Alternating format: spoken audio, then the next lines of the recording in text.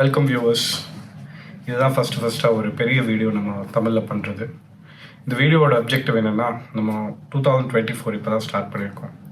So ஒன்று, இந்த சேனலோட பர்பஸ் என்ன அப்படின்றத கொஞ்சம் ப்ரீஃபாக டிஸ்கஸ் பண்ணிவிட்டு, அதுக்கப்புறம் 2024 எப்படி நம்ம ஃபைனான்சஸை பெட்ரு பண்ணலாம், என்னென்ன ஆக்ஷன் பிளான்ஸ் எடுக்கலாம், என்னென்ன சின்ன சின்ன மைன்யூட் ஸ்டெப்ஸ் என்ன அப்படிங்கிறத பற்றி பார்ப்போம்.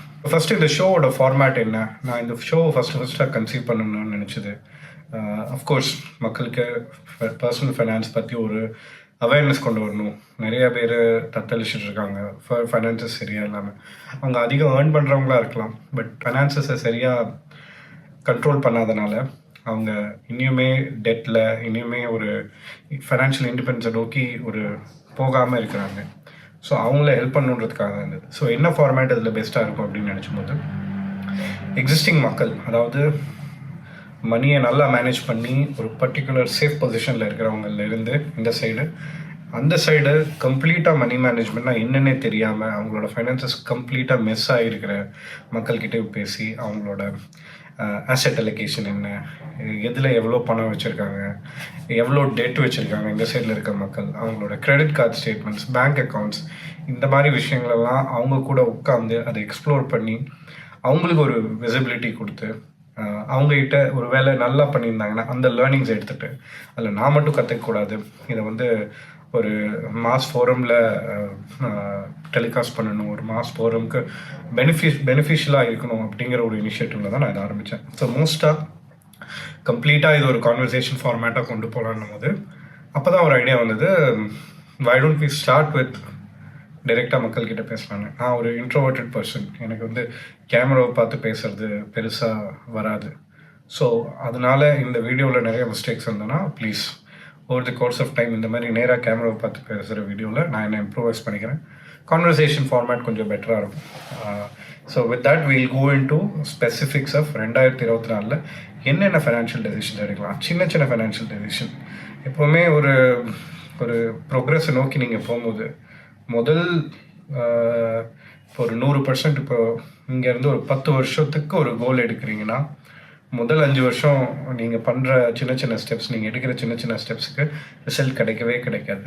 At one point in time நீங்கள் எடுக்கிற அடுத்த ஸ்டெப்புக்கு ரிசல்ட் எக்ஸ்போனென்ஷியலாக இதாகும். இதுக்கு ஒரு சின்ன எக்ஸாம்பிள் என்னென்னா, நீங்கள் பணம் போட்டு வைக்கிறீங்க, பணம் சேர்த்து வைக்கிறீங்க, இப்போ ஈக்விட்டிகளையோ இல்லை மியூச்சுவல் ஃபண்ட்ஸ்லையோ நீங்கள் பணம் சேர்த்து வைக்கிறீங்க. அப்படியே கொஞ்சம் கொஞ்சமாக சேர்த்துட்ருக்கிறீங்க. நீங்கள் என்ன நினைப்பீங்க, ரிட்டர்ன்ஸ் வருது, 2% வருது, 3% வருது, 4% வருது. பட் ஆரம்பத்தில் அது ஒரு 5 லட்சம் வரும்போது ரிட்டர்ன்ஸ் கம்மியாக தான் இருக்கும், 10 லட்சம் வரும்போது கம்மியாக தான் இருக்கும். இதனால தான் நிறைய ஃபைனான்ஷியல் எக்ஸ்பர்ட்ஸ் என்ன சொல்லுவாங்க, உங்களோட ஃபர்ஸ்ட் க்ரோர் எப்போ சம்பாதிக்கிறீங்களோ that is the most difficult phase. அந்த ஃபஸ்ட்டு க்ரோர் ஒருத்தர் சம்பாதிச்சிட்டாங்க அப்படின்னா செகண்ட் க்ரோர் அதோட ஈஸியாக இருக்கும், தேர்ட் க்ரோர் அதோட ஈஸியாக இருக்கும். அதுதான் ஹாக்கிஸ்டிக் க்ரோத்துன்னுவாங்க. அந்த ஹாக்கிஸ்டிக் க்ரோத்துன்னும் போது ஒரு பாயிண்ட் வரைக்கும் அந்த கர்வ் ஃப்ளாட்டாக தான் இருக்கும். அதில் நிறைய பேர் அப்செட் ஆகிடுவாங்க, நிறைய பேர் அந்த பர்சூட்டியே விட்டுருவாங்க. ஆனால் அந்த ஃப்ளாட் பார்ட் ஆஃப் த கர்வை யார் சஸ்டெயின் பண்ணுறாங்களோ அவங்க தான் அந்த ஸ்பைக் பார்ட் ஆஃப் த கர்வை பார்ப்பாங்க. அண்ட் அதுதான் most exciting phase of any growth. அது பணத்தை மட்டும் க்ரோ பண்ணுறதில்ல, ஈவன் நீங்கள் ஒரு ஹெல்த்தை எடுத்துக்கோங்க, இது எல்லாத்துலேயுமே அந்த எக்ஸைட்டிங் ஃபேஸ்ன்றது அந்த மோஸ்ட் லோன்லி அண்ட் அது கஷ்டமான ஃபேஸ். அதை நீங்கள் க்ராஸ் பண்ணால் தான் அந்த எக்ஸைட்டிங் ஃபேஸை நீங்கள் பார்க்க முடியும். சிம்பிளாக சொல்லணுன்னா, ஒரு படத்தில் சொல்லுவாங்கள்ல, 14 கொஸ்டின் நீங்கள் ஆன்சர் பண்ணிங்கன்னா உங்களுக்கு 1 கோடி கிடைக்கும். அப்போ ஒருத்தர் கேட்பார், அந்த டைரெக்டாக 14வது கொஸ்டின் கேட்டுருங்களேன், அப்போ நான் 1 கோடி வாங்கி சீக்கிரம் போயிடுவேன். அந்த மாதிரி சேஃப் ஈஸி ரூட்டு ஃபைனான்ஷியல் இண்டிபெண்டன்ஸ்லேயோ இல்லை ஹெல்த்லேயோ கிடைக்காது. நீங்கள் ஹார்ட்ஷிப்பை சர்வைவ் பண்ணால் தான் உங்களுக்கு ஜாக்பாட் கிடைக்கும். ஃபர்ஸ்ட் 2024 அடாப்ட் பண்ண வேண்டிய விஷயம் என்ன, நீங்கள் போன வருஷம் ஃபுட்டுக்காக எவ்வளோ ஸ்பெண்ட் பண்ணீங்க, ட்ராவல்காக எவ்வளோ ஸ்பெண்ட் பண்ணீங்க, ஹெல்த்துக்காக எவ்வளோ ஸ்பெண்ட் பண்ணீங்கன்ற கணக்கு உங்கள்கிட்ட இருக்கா? அப்படி உங்கள்கிட்ட இல்லைன்னா அதுதான் முதல்ல பார்க்க வேண்டிய விஷயம். நம்ம என்ன செய்கிறோம், பர்டிகுலராக மணியை சம்மந்தப்பட்ட விஷயத்தில் நம்ம என்ன செய்கிறோம், என்ன ஸ்பீடில் போகிறோம், எவ்வளோ செலவு பண்ணோன்ற ஒரு கண்ட்ரோல் இல்லை, அட்லீஸ்ட் ஒரு விசிபிலிட்டி இல்லை அப்படின்னா உங்களால் எதையுமே ஃபிக்ஸ் பண்ண முடியாது. இங்கிலீஷில் ஒரு விஷயம் சொல்லுவாங்க, you can't fix what you can't measure அப்படின்னு. நீங்கள் உங்களால் மெஷர் பண்ண முடிஞ்சால் தான் அது தப்பாக இருக்கா இல்லை சரியாக இருக்கா, உங்களுக்கு அது கரெக்டாக இருக்கான்னு உங்களால் தெரிஞ்சுக்க முடியும். அதை தெரிஞ்சுக்கிட்டால் தான் அதை ஃபிக்ஸ் பண்ணுறன்ற ஒரு இனிஷியேட்டிவ்ல எடுக்க முடியும். ஸோ நிறையா ஆப்ஸ் இருக்குது, வெரி சிம்பிள் ஆப்ஸ் இருக்குது. ஸ்ப்ளிட் வைஸ்னு ஒரு ஆப் இருக்குது. நான் பர்டிகுலராக ஸ்பெண்டின்னு ஒரு ஆப் யூஸ் பண்ணுவேன். இதெல்லாம் வச்சு நான் ஒவ்வொரு எக்ஸ்பென்சஸையும் ட்ராக் பண்ணுவேன். அதே தான் நான் உங்களுக்கும் சொல்ல போகிறேன். ஒவ்வொரு எக்ஸ்பென்சஸும் ட்ராக் பண்ணுங்கள். இப்போ நீங்கள் ஒரு ஹோட்டல் போகிறீங்க, அங்கே ஒரு சாப்பிட்றீங்க, சாப்பிட்டு முடிச்சோன்னா ஒரு ஒரு 30 செகண்ட்ஸ் ஆகும் அந்த எக்ஸ்பென்ஸை நீங்கள் ரெக்கார்ட் பண்ணுறதுக்கு. எந்த அக்கௌண்ட்லேருந்து நீங்கள் பே பண்ணீங்க, எவ்வளோ பே பண்ணீங்க, எதுக்கு பே பண்ணீங்க, எந்த கேட்டகரி, இந்த 4 விஷயத்தை நீங்கள் ரெக்கார்ட் பண்ணுறதுக்கு ஒரு 30 செகண்ட்ஸ் ஆகும். அது நீங்கள் ஆர் அட்லீஸ்ட் நீங்கள் ஒரு நாளைக்கு ஒரு 5 ஆவரேஜான ஒரு பர்சன்னா, இப்போ என்ன மாதிரி ஒரு பர்சன்னா ஒரு 5லேருந்து 10 எக்ஸ்பென்சஸ் டிபெண்டிங் வந்து பர்டிகுலர் டே. நான் இப்போ ட்ராவல் பண்ணுறேன்னா அதிக எக்ஸ்பெண்டிச்சர் இருக்கும். ஸோ அப்போ நிறைய என்ட்ரிஸ் போட வேண்டியது இருக்கும். ஸோ அப்போ at the end of the day ஒரு 1 மினிட்டோ இல்லை 2 மினிட்டோ ஸ்பெண்ட் பண்ணி உங்களோட எக்ஸ்பென்சஸை நீங்கள் ட்ராக் பண்ணணும். இது தெரிஞ்சாதான் உங்களுக்கு நீங்கள் எந்த ஸ்பீடில் போகிறீங்கன்னே தெரியும். ஒரு இமேஜின் ஒரு வண்டியில் நீங்கள் போயிட்டுருக்கிறீங்க, அதில் ஸ்பீடோ மீட்டர் இல்லை, நீங்கள் எந்த கீரில் போகிறீங்க, எவ்வளோ ஸ்பீடில் போகிறீங்கன்னு தெரியலன்னா உங்கள் மைண்ட் எவ்வளோ தத்தளிக்கும். அதே மாதிரி தான் உங்களோட ஃபைனான்சஸ்க்கு நீங்கள் என்னென்னு நீங்கள் எவ்வளோ செலவு பண்ணுறீங்கன்ற விசிபிலிட்டி இல்லைன்னா உங்களுக்கு தெரியாமையே நீங்கள் போகிற டைரெக்ஷன். 2வது கிரெடிட் கார்டு யூசேஜ். யாரோ ஒருத்தர் சொல்லியிருக்காங்க, credit card is an instrument that makes you buy the stuff that you do not need with the money that you have not earned. இது அப்படியே தமிழில் சொல்லணும்னா கிரெடிட் கார்டுனா என்ன அப்படின்னா, நீங்கள் உங்களுக்கு தேவைப்படாத பொருளை நீங்கள் சம்பாதிக்காத காசை வச்சு வாங்குறது அப்படின்னுவாங்க. இதில் உண்மையும் இருக்குது, பொய்யும் இருக்குது. கிரெடிட் கார்டுன்றது ஒரு வெரி வெரி குட் இன்ஸ்ட்ருமெண்ட்டுன்னு நான் சொல்லுவேன். அது யாருக்கு வெரி குட் இன்ஸ்ட்ருமெண்ட்னா, அதை யூஸ் பண்ண தெரிஞ்சவங்களுக்கு. இப்போ ஒரு கத்தி இருக்குன்னு வச்சுக்கோங்களேன். அந்த கத்தி வந்து தெரியாதவங்க கையில் கொடுத்தோன்னா ரொம்ப டேஞ்சரஸ். அதுவே ஒரு ஆர்மி பர்சன்கிட்டேயோ இல்லை ஒரு நைட் கிட்டேயோ கொடுத்தோன்னா அது அவங்களுக்கு யூஸ் பண்ண தெரியும், அவங்களோட ப்ரொஃபஷனுக்கு அது யூஸ் ஆகும். ஸோ அது எங்கே இருக்குன்றதை பொறுத்து தான். அதே மாதிரி தான் credit card. It's double edge sword. அது யூஸ் பண்ண தெரிஞ்சவங்களுக்கு அது ஒரு பொக்கிஷம், யூஸ் பண்ண தெரியாதவங்களுக்கு அவங்க வாழ்க்கையே முடிச்சு கட்டக்கூடிய ஒரு விஷயம். ஸோ இப்போ நீங்கள் கிரெடிட் கார்டு யூஸ் பண்ணுறவங்களா இருந்தாங்கன்னா உங்களுக்கு டெபிட் கார்டுன்ற ஒரு விஷயம் தேவையில்லை. ஏன்னா கிரெடிட் கார்டுன்ற ஒரு இன்ஸ்ட்ருமெண்ட் வந்து பேங்க் எதுக்கு தருதுன்னா ஒரு 40 நாள் ஃப்ரீ கிரெடிட் தருது. ஸோ ஃபண்டமெண்டலி ஈவன் பணம் எப்போ கண்டுபிடிக்கப்பட்டுச்சோ அப்போ இருந்து பார்த்தோன்னா உங்கள் அக்கௌண்ட்டில் பணம் இருக்குன்னா அது வந்து அந்த பணத்தை வச்சு நீங்கள் ஒரு டெபிட் கார்டை வச்சு நீங்கள் ஸ்பெண்ட் பண்ணுறீங்கன்னா it's a very stupid thing. உங்கள் பணம் உங்களுக்காக சம்பாரிச்சிக்கிட்டே இருக்கணும். நீங்கள் தூங்கும்போதும் உங்கள் பணம் உங்களுக்காக சம்பாரிச்சிட்டு இருக்கணும்.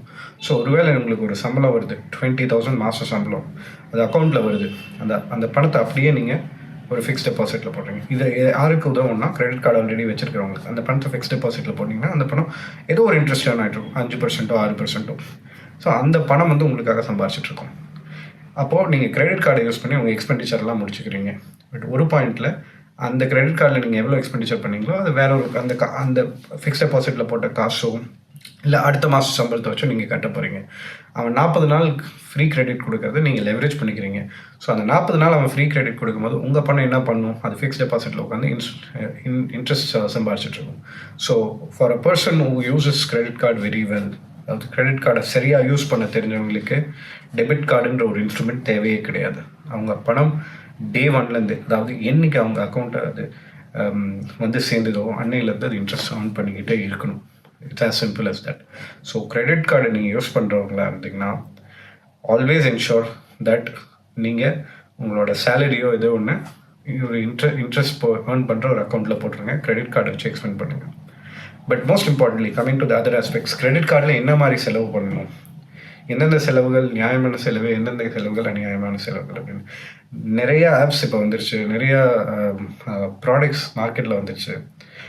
ட்ராவலுக்கு லோன் எடுக்கிறது அப்படின்றது, ட்ராவலுங்கிறதே ஒரு லெஷரான ஒரு ஆக்டிவிட்டி. அது வந்து உங்களோட டிஸ்போசபிள் இன்கம், அதாவது உங்களோட அத்தியாவசியம் போக மிச்சம் என்ன இருக்குதோ, அதாவது இந்த பணம் நான் அனுபவிக்கிறதுக்கு, உலகத்தில் பிறந்தவங்க எல்லாருமே அனுபவிக்கணும், அதுக்கு தானே நம்ம வாழ்கிறது, அதுக்கு தான் சம்பாதிக்கிறது. ஸோ அனுபவிக்கவே கூடாதுன்றது எனக்கு அந்த கான்செப்ட் சரிங்கிறது. ஸோ அப்போது அந்த லக்ஸுரியோ இல்லை அந்த ஒரு ட்ராவல், அந்த ஒரு இன்டெலிஜென்ஸ்ன்னு இங்கிலீஷில் சொல்லுவாங்க, இந்த விஷயத்த பண்ணுறதுக்கு தயவுசெய்து கிரெடிட் கார்டை யூஸ் பண்ணாதீங்க. உங்களுக்கு பணம் இருந்தால் மட்டும் ட்ராவல் பண்ணுங்கள். லோன் எடுத்து ட்ராவல் பண்ணிங்கன்னா உங்களால் ஃபைனான்ஷியல் இண்டிபெண்டன்ஸ்ன்றதை நினச்சி பார்க்கக்கூட முடியாது. ஸோ அதை மறந்துடுங்க. லோன் எடுத்து கிரெடிட் கார்டில் ட்ராவல்க்கோ இல்லை எனி சார்ட் ஆஃப் இன்டெலிஜென்ஸ்க்கோ நீங்கள் தயவுசெய்து யூஸ் பண்ணாதீங்க. இப்போ நீங்கள் இன்டெலிஜென்ஸ்னால் இப்போ நான் வெளியே போய் ஒரு ரெஸ்டாரண்ட்டில் ஃபேமிலியோடு சாப்பிட்றேன், அது இன்டெலிஜென்ஸா அப்படின்னு கேட்டால் உங்களுக்கு தெரியும் உங்களோட சம்பளத்துக்கு நான் எவ்வளோ ஒரு டின்னருக்கு இல்லை ஒரு லஞ்சுக்கு ஸ்பெண்ட் பண்ண போகிறேன் அப்படிங்கிறது. அந்த இதுக்குள்ளே இருந்ததுன்னா, அந்த லிமிட்குள்ளே இருந்ததுன்னா தாராளமாக கிரெடிட் கார்டு யூஸ் பண்ணிக்கிறது. இது 2வது விஷயம். 3வது விஷயம் என்னென்னா, கிரெடிட் கார்டில் எந்த எக்ஸ்பெண்டிச்சர் பண்ணுறீங்களோ அதை இஎம்ஐயாக தயவு செய்து கன்வெர்ட் பண்ணாதீங்க. இஎம்ஐனா ஒன்று இன்ட்ரெஸ்ட் அப்ளை ஆகும், நோ காஸ்ட் இஎம்ஐ. நான் ஆல்ரெடி நோ காஸ்ட் இஎம்ஐக்கு என்ன அது எப்படி பேங்க்ஸ்க்கு ஒர்க் ஆகுது அப்படின்றத நான் ஆல்ரெடி ஒன் ஆஃப் தி ரீலில் நான் போட்டிருக்கேன், அதை போய் பாருங்கள், நான் லிங்க் டிஸ்கிரிப்ஷனில் போடுறேன். ஸோ நோ காஸ்ட் இஎம்ஐ தயவு செய்து கிரெடிட் கார்டில் வாங்காதீங்க. கடைசி ஒரு விஷயம் என்னென்னா, கிரெடிட் கார்டில் உங்களுக்கு ஃபேமிலிலேயோ இல்லை ஃப்ரெண்ட்ஸ்லேயோ கிரெடிட் கார்டு கேட்பாங்க, இஎம்ஐ யூஸ் பண்ணிக்கிட்டான்னு கேட்பாங்க. உங்கள்கிட்ட காசு இருந்தால் காசு அப்ஃப்ரண்ட் கொடுத்து இல்லை கிரெடிட் கார்டில் அப்ஃப்ரண்ட்டாக பே பண்ணிவிட்டு அது ஆனால் அது நீங்கள் ஃபுல் பேமெண்ட்டில் பண்ணிடணும். உங்கள் ஃப்ரெண்டுக்கிட்ட சொல்லிடுங்க, இஎம்ஐ என்னால் போட முடியாது, ட்ராக் பண்ணுறது கஷ்டம், ப்ளஸ் எனக்கு லாஸு உங்களுக்கும் லாஸு அப்படின்னு அதை நியாயமாக புரிய வச்சுட்டு, உங்களுக்கு பணம் வேணுமா, ஒரு 10,000 நீங்கள் செல்ஃபோன் வாங்குறீங்க, அதை இமீடியட்டாக கொடுக்க முடியாது, 6 மாதம் பிரித்து கொடுக்குறீங்கன்னா இந்த எடுத்துக்கோ, பணம் வாங்கி செல்ஃபோன் வாங்கி கொடுத்துருங்க. 6 மாதம் ஒவ்வொரு மாதமாக அவங்க பே பண்ணட்டும். ப்ளஸ் இந்த விஷயத்தை யாருக்கு பண்ணணுன்னா, உங்களுக்கு நீங்கள் ஷோராக இருக்கிறீங்க, இந்த ஃப்ரெண்டுக்கு நான் வாங்கி கொடுத்தா, இந்த ரிலேட்டிவ்க்கு வாங்கி கொடுத்தா பணம் திரும்பி வரும் அப்படின்ட்டு. மோஸ்ட் ஆஃப் த டைம் இந்த ட்ரான்சாக்ஷன் பண்ணாதீங்க. அவாய்ட் பண்ண முடிஞ்சால் தயவுசெய்து அவாய்ட் பண்ணுங்கள். அப்படியே அவாய்ட் பண்ண முடியாதுனால் அந்த பணத்தை நீங்கள் அப்ஃப்ரண்ட்டாக கொடுத்து வாங்கிட்டு அவங்ககிட்ட சொல்லிடுங்க, 6 மாதம் ஈக்குவேட்டட் இன்ஸ்டால்மெண்ட்ஸில் கொடுத்துருங்க அப்படின்ட்டு. If I am in your position, நான் இன்ட்ரெஸ்ட் வாங்க மாட்டேன். இன்ட்ரெஸ்ட் வாங்குறதுனாலும் தாராளமாக நீங்கள் வாங்கிக்கலாம். உங்களுக்கும் அந்த பெனிஃபிட் கொடுக்குற நீங்கள் யாருக்கு கொடுக்குறீங்களோ அவங்களுக்குமான ரிலேஷனை பொறுத்தது தான் வெதர் நீங்கள் இன்ட்ரெஸ்ட் வாங்கணுமா இல்லையான்ட்டு. 1வது விஷயம் கன்சிஸ்டன்சி. அதாவது இது ஜென்ரல் அட்வைஸ் தான், பட் பணத்துக்கு மணி மேனேஜ்மெண்ட்டுக்கு ரொம்ப அதிகமாகவே அப்ளை ஆகும் இது. அண்ட் ப்ளஸ் இட்ஸ் எல்லா ஃபைனான்ஷியல் எக்ஸ்பர்ட்ஸும் இதை மோஸ்ட்டாக டிஸ்கஸ் பண்ணியிருப்பாங்க. உங்களோட ஃபர்ஸ்ட் எக்ஸ்பென்சஸ் இன்வெஸ்ட்மெண்ட்டுக்கும் சேவிங்ஸுக்கும் போகணும். நீங்கள் 20,000 சம்பாதிக்கிறீங்க, உங்களால் 5,000 சேவ் பண்ண முடியும் மாதம்னா, தயவுசெய்து சம்பளம் வந்தாங்க முதல் அமௌண்ட்டு 5,000 நீங்கள் ஃபிக்ஸ் டெபாசிட்டில் போடுவீங்களோ இல்லை ஷேர் மார்க்கெட்டில் போடுவீங்களோ மியூச்சுவல் ஃபண்ட்ஸில் போடுவீங்களோ தயவுசெய்து அந்த எக்ஸ்பென்ஸ் பண்ணிடுங்க. அந்த காசை மறந்துடுங்க.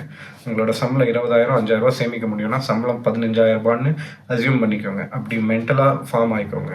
அது நடந்தால் மட்டுமே உங்களால் 15,000 அந்த மாதம் எக்ஸ்பெண்டிச்சரை சமாளிக்க முடியும். அந்த பணம் இருக்குன்னு நினச்சிங்கன்னா அந்த பணம் நீங்கள் கண்டிப்பாக அதை செலவு பண்ணிடுவீங்க. ப்ளஸ் நீங்கள் அதை எடுத்து வைக்கும்போது அது ஈஸியாக உங்களுக்கு திருப்பி எடுக்கிற மாதிரி இன்ஸ்ட்ருமெண்ட்ஸில் போடாதீங்க. ஃபார் எக்ஸாம்பிள், இப்போ நான் என்ன பண்ணுவேன்னா, ஒரு ஃபிக்ஸ் டெபாசிட் நான் யூஸ் பண்ணுறேன்னா அந்த ஃபிக்ஸ் டெபாசிட்டுக்கு நான் ஃபோனில் எனேபிள் பண்ணியிருக்க மாட்டேன், இல்லை இன்டர்நெட் பேங்கிங்கில் எனேபிள் பண்ணியிருக்க மாட்டேன். நான் என்ன பண்ணிடுவேன், பேங்க் கிட்ட சொல்லிடுவேன், இந்த ஃபிக்ஸ் டெபாசிட்டை நான் பேங்க்குக்கு வந்தால் மட்டுமே எனக்கு லிக்விடேட் பண்ணி கொடுங்க அப்படின்ட்டு. பேங்க்குக்கு போகிறதே ஒரு தலைவலியான விஷயம். ஸோ அதனாலேயே அந்த பணத்தை நான் எட்டி பார்க்க மாட்டேன். ஸோ இந்த மாதிரி உங்களுக்கு கைக்கு எட்டாத தூரத்தில் அந்த பணத்தை வச்சுட்டிங்கன்னா அந்த பணத்தை நீங்கள் தொட மாட்டீங்க.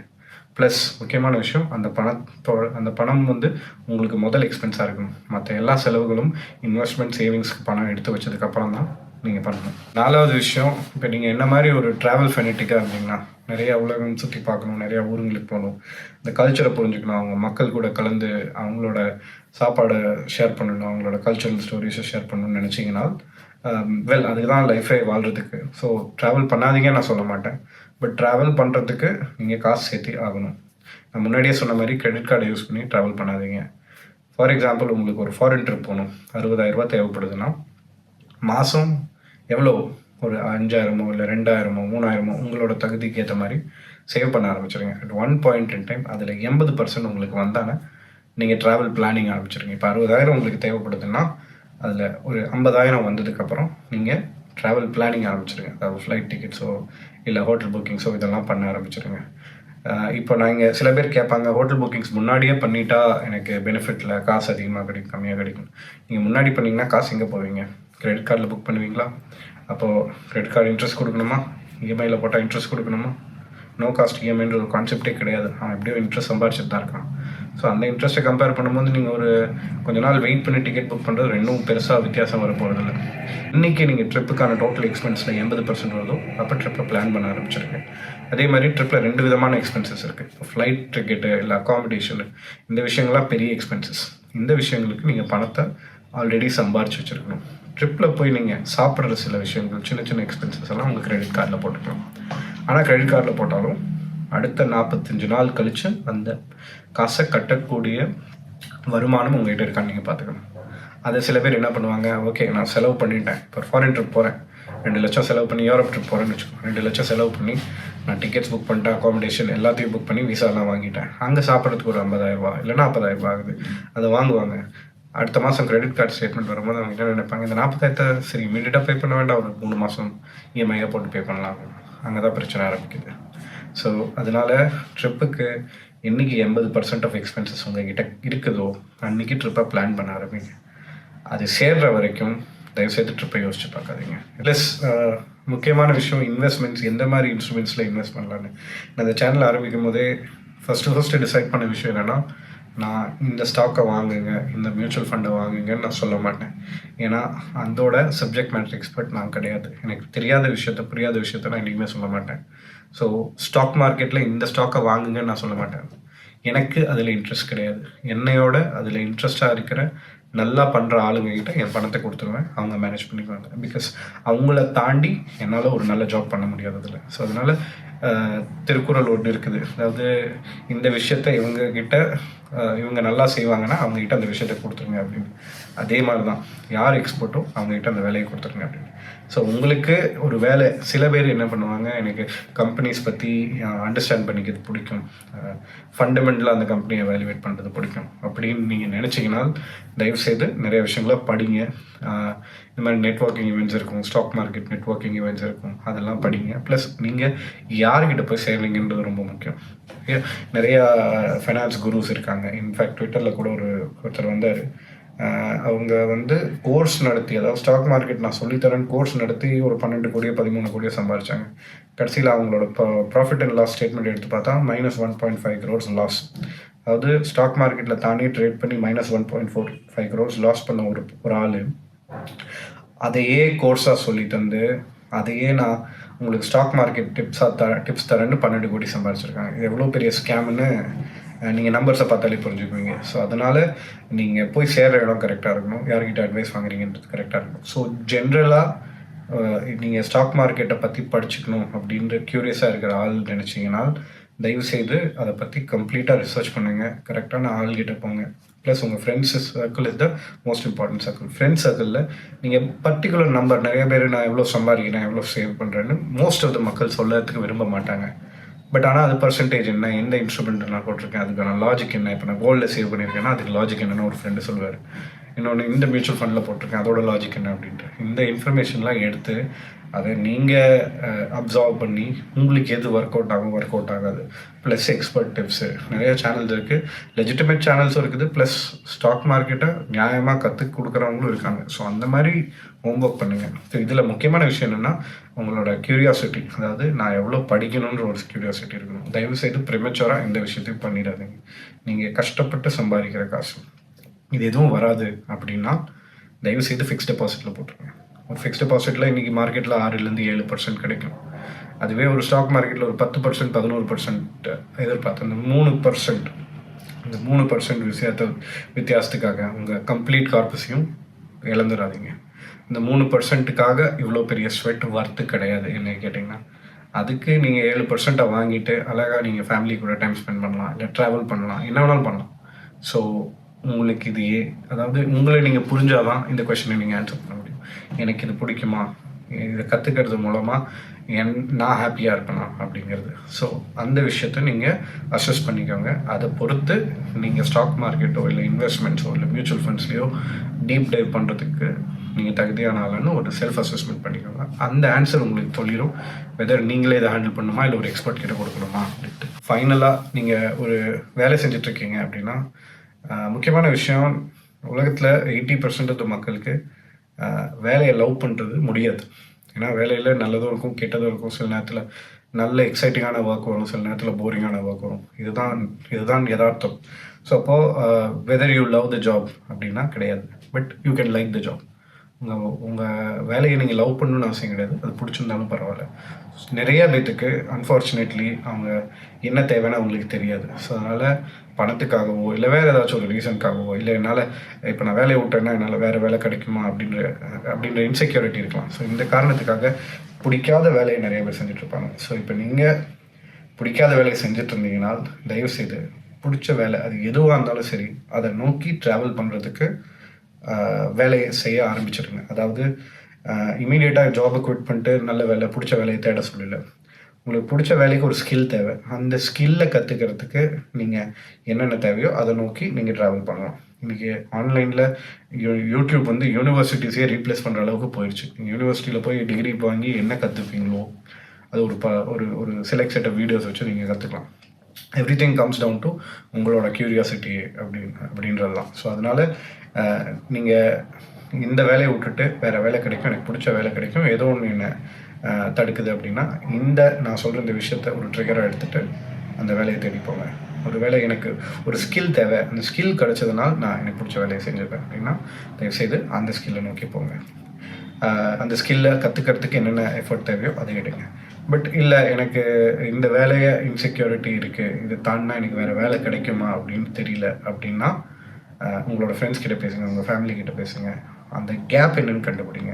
அது ஸ்கில்லாக இருக்கலாம், இல்லை பயமாக இருக்கலாம், இல்லை டெட்டாக லோன்ஸ் நிறையா இருக்குது அதனால நான் வேலையை விடுறதுக்கு எனக்கு பயமாக இருக்குது அப்படின்னு. அது என்னென்னு கண்டுபிடிங்க. இப்போ லோன்ஸாக இருந்தால் அந்த லோனை சீக்கிரமாக கட்டுறதுக்கு என்னென்ன வேலை இருக்கோ அதை பண்ணுங்கள். ரெண்டாவது, ஒரு வேலை அது பயமாக இருந்ததுன்னா அந்த பயத்தோட காரணம் என்ன அப்படின்னு. நிறைய பேருக்கு ஃபேமிலி இருக்காங்க, என்னோடய குழந்தைங்க என்ன பண்ணும், ஒய்ஃப் என்ன பண்ணும் அப்படின்னா அதை ஓப்பனாக அவங்ககிட்டே பேசுங்க. எனக்கு இந்த வேலை பிடிக்கல, நம்ம ஒரு பிளான் போட்டு நம்ம எனக்கு பிடிச்ச வேலையை நான் பார்த்து நான் போகிறேன் அப்படின்ட்டு. ஸோ இமீடியட்டாக வேலையை விட்டு நல்ல வேலைக்கு போகணும், இல்லை பிடிச்ச வேலைக்கு போகணுன்னு நான் சொல்ல வரல. But have a plan in place. ஒரு பிளான் போட ஆரம்பிங்க. அது 2025 கூட எக்ஸிக்யூட் பண்ணணும், இல்லை 2 வருஷம் கூட எக்ஸிக்யூட் பண்ணணும். பட் அந்த பிளான் கிடச்சிச்சுன்னா ஒரு 2 வருஷம் கழிச்சு நான் வேறு வேலைக்கு தாவணும், எனக்கு பிடிச்ச வேலைக்கு போகணுன்னா இன்றைக்கி என்ன பண்ணணும் அப்படின்றது நீங்கள் முடியும். ஃபைனலாக நிறைய பேர், அதாவது நல்லா சம்பாதிக்கிறவங்க, ஒரு டீசென்ட் அமௌண்ட் ஆஃப் கார்பஸ் இருக்கிறவங்க திரும்ப கண்டினியூஸாக வேலை செஞ்சுக்கிட்டே இருப்பாங்க. பிடிக்காத வேலையை கூட செஞ்சுட்ருப்பாங்க. இன்ஃபேக்ட் எனக்கு தெரிஞ்ச என்னோடய ஃப்ரெண்ட்ஸே நிறைய பேர் இருக்காங்க. அவங்களோட பேங்க் பேலன்ஸ், அவங்களோட டோட்டல் அசெட் என்னன்னு கேட்டிங்கன்னா ஒரு 5 to 6 கோடி, இல்லை 10 கோடி கூட இருக்கலாம். ஆனால் அவங்க டெய்லியும் அவங்ககிட்ட நான் எப்போயாச்சும் அவங்கள மீட் பண்ணி பேசும்போது அவங்க வேலையை பற்றி கம்ப்ளைண்ட் பண்ணிகிட்டே தான் இருப்பாங்க. என்னோடய பாஸ் சரியில்லை, நிறைய லேட் ஒர்க் பண்ணுறேன், குழந்தைங்களோட டைம் ஸ்பெண்ட் பண்ண முடியாதுல்ல, ட்ராவல் ட்ரிப் எடுக்க முடியாது. அப்போ நான் கேட்குறது ஒரே ஒரு விஷயம் தான், அவங்ககிட்ட நிறைய காசு இருக்குது, இந்த காசுலேருந்து நீங்கள் ட்ராவல் பண்ணணுன்னா தாராளமாக பண்ணலாம். அப்புறம் ஏன் அந்த வேலையில் ஸ்டிக் பண்ணிகிட்ருக்கீங்க? அப்புறம் ஏன் அந்த வேலையை விட்டு வர மாட்டேன்றீங்க? பிடிச்ச வேலையை செய்யலாம், நான் வேலையை விட்டுட்டு வீட்டில் இருங்கன்னு நான் சொல்லலை, பட் பிடிச்ச வேலையை நோக்கி போகலாம்ல அப்படின்னு. மோஸ்ட் ஆஃப் த டைம் இவ்வளோ ப்ரில்லியண்ட்டாக இருக்கிறவங்க, இவ்வளோ அதிகமாக சம்பாதிக்கிறவங்க அந்த கொஷனுக்கான ஆன்சரை சொல்ல முடியல. ஓகே, நான் ஏன் இந்த பிடிக்காத வேலையில் இருக்கேன் அப்படின்ட்டு. மோஸ்ட் ஆஃப் த டைம் அது ஒரு சொசைட்டல் ப்ரெஷர் தான், ஒரு பியர் ப்ரெஷர்னு சொல்லுவாங்க. என் ஃப்ரெண்டு, என் கூட வேலை செய்கிறவங்க இவ்வளோ சம்பாதிக்கிறாங்க, ஒரு வேலை நான் இந்த வேலையை விட்டுட்டு ஒரு கம்மியான சேலரிக்கு போனால், பிடிச்ச வேலையாக இருந்தாலும் கம்மியான சேலரிக்கு போனால் சொசைட்டி என்ன பண்ணும் அப்படின்னு. ஸோ இந்த மாதிரி மக்கள் யாருன்னா ஒரு செல்ஃப் அவேர்னஸ் கம்மியாக இருக்கிறவங்க.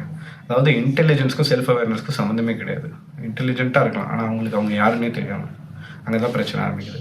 ஸோ இப்போ நீங்கள் நல்ல கார்பஸ் வச்சுருக்கீங்க அப்படின்னா தயவுசெய்து உங்களோட மந்த்லி எக்ஸ்பென்சஸை கேல்குலேட் பண்ணுங்கள். இப்போ ஒரு 5 கோடி 10 கோடி வச்சுருக்கீங்கன்னா உங்களோட மந்த்லி எக்ஸ்பென்சஸ் கேல்குலேட் பண்ணுங்கள். ஒரு 10 கோடி இருக்குன்னா உங்கள் மந்த்லி எக்ஸ்பென்சஸ் ஒரு 2 லட்சம் வருதுன்னா இன்ட்டு ஒரு 25 போட்டுக்கோங்க, இன்னொரு 5 போட்டுக்கோங்க, இன்ட்டு 30, 2 லட்சம் இன்ட்டு 30, 60 லட்சம் ஆனுவலி. அந்த 60 லட்சம் ஆனுவலி 2 lakhs இன்ட்டு 12 அப்படின்னா 24 லட்சம். 24 லட்சம் இன்ட்டு 25 போட்டுக்கோங்க.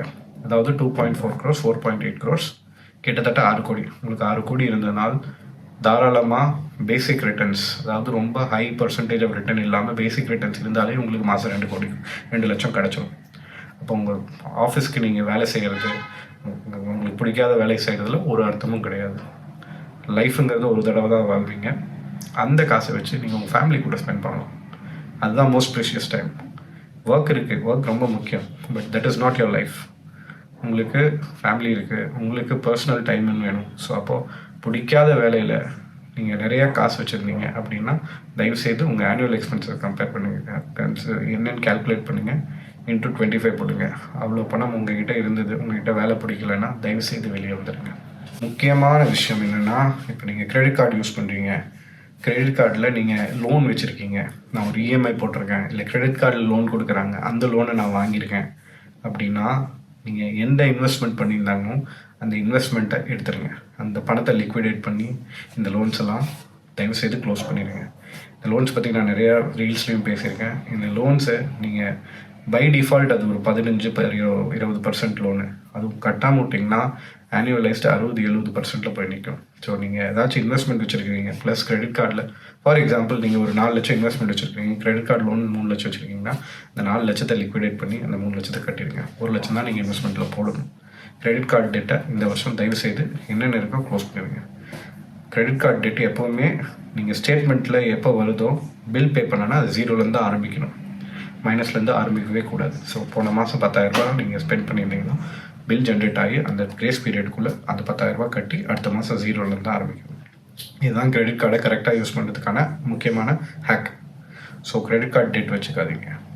ப்ளஸ் இன்னொரு முக்கியமான விஷயம், நீங்கள் வேலையை ஓடுறதுக்கு நிறைய பேர் பயப்படுவீங்க. எதனால் அந்த பயம்னா, என் ஃபேமிலிக்கும் எனக்கும் நான் பர்சனலாக எப்படி ஸ்பெண்ட் பண்ண போகிறேன் சம்பளம் இல்லைன்னா. நீங்கள் நிறையா பேர் பேச்செக் டு பேச்செக் தான் வாழ்கிறோம். சம்பளம் ஒரு 2 மாதம் இல்லைன்னா ஸ்ட்ரீட்டுக்கு தான் வந்தாகணும் அப்படின்ற நிலைமை தான் நிறைய பேர்த்துக்கு. அந்த உண்மை புரியுது. ஆனால் நீங்கள் எமர்ஜென்சி கார்பஸ்னு எடுத்து வைக்கணும். உங்களோட மாதம் எக்ஸ்பென்ஸ் என்னென்னு கேல்குலேட் பண்ணி into 6 சம்டைம்ஸ் into 12 இப்போ நீங்கள் ரொம்ப ரிஸ்க் அவர்ஸ் பர்சனாக இருந்தால் into 12 போட்டுருங்க. எந்த இன்வெஸ்ட்மெண்ட்டும் பண்ணாதீங்க. முதல்ல எமர்ஜென்சி கார்பஸ் ரெடி பண்ணுங்கள். இப்போ மாதம் 50,000 நீங்கள் செலவு பண்ணுற உங்கள் ஃபேமிலிக்கு அப்படின்னா into 12 அதாவது 6 லட்ச ரூபா அந்த எமர்ஜென்சி எக்ஸ்பென்சஸ் எடுத்து வச்சு அது ஒரு ஃபிக்ஸ் டெபாசிட்டில் போட்டுருங்க. Most boring instrument. அதை வச்சு நீங்கள் எக்ஸ்பெரிமெண்ட்லாம் பண்ணக்கூடாது. 6% சம்பாதிக்குதோ 5% சம்பாதிக்குதோ ஏதோ ஒன்று சம்பாதிக்கணும், ஆனால் அது ஃபிக்ஸ் டெபாசிட்டில் இருக்கணும். ரொம்ப சேஃபான ஒரு இன்ஸ்ட்ருமெண்ட்டில் இருக்கணும். அதை தான் ஃபஸ்ட்டு பண்ணணும் நீங்கள் இன்வெஸ்ட்மெண்ட் பற்றி யோசிக்கிறதுக்கு முன்னாடி. ஓகே, ஸோ நிறைய விஷயங்கள் பேசியாச்சு. we have come to the end of the video. So 2024 நீ நிறைய விஷயங்கள் டிஸ்கஸ் பண்ணுவோம், நிறைய மக்கள் கூட பேசுவோம். உங்களோட queries ஏதாச்சும் இருந்ததுன்னா தயவுசெய்து நான் நிறைய லைவ் ஈவெண்ட்ஸ் ஹோஸ்ட் பண்ண ட்ரை பண்ணுறேன். அது ஆன்லைன்லேயும் சரி ஆஃப்லைன்லேயும் சரி. பட் உங்களோட கொஷின் இருந்ததுன்னா தாராளமாக என்னோட இன்ஸ்டாகிராமில் என்னை பிங் பண்ணுங்கள், டிஎம் பண்ணுங்கள். ரெஸ்ட் அஷ்யூர்ட் நான் எல்லா டிஎம்ஸ்க்கும் கண்டிப்பாக கொஷினுக்கு ஆன்சர் பண்ணுவேன். ப்ளஸ் நிறைய விதமான மக்கள் கூடயும் பேசுவேன். உங்களுக்கு ஏதாச்சும் இதை பற்றி டாப்பிக்கில் பேசுங்க, இதை பற்றி கவர் பண்ணுங்கன்னு நீங்கள் சொன்னீங்கன்னா தாராளமாக பண்ணுறேன். ஸோ நிறைய வீடியோஸில் பார்ப்போம். Thank you so much.